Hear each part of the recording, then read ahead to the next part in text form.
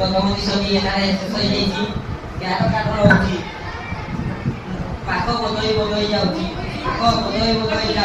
ତାର ମୁଖ୍ୟ କାରଣ ହେଉଛି ମଣିଷ ନିଜର ସୁବିଧା ପାଇଁ ତାର ପ୍ରକୃତିକୁ ନଷ୍ଟ କରିଦେଉଛି।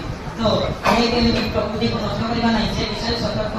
ତାପରେ ଆମେ ଚାଲିଯିବା ଦ୍ୱିତୀୟ ଦୃଶ୍ୟରେ ଦୁଇ ଜଣ ପୁରୁଷ ମଧ୍ୟରେ ମେଘ ବର୍ଷା ନହେବା କଣ ଚାଲିଛି ଚାଲନ୍ତୁ ଦେଖିବା।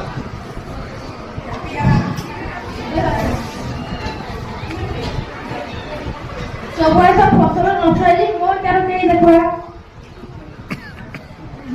ଶୁଖି ଯାଇଛି ସବୁ କି ନାହିଁ ମାଟି କେହି ପାଠ ଦେଖାବି ଆମେ क्या करबी एहे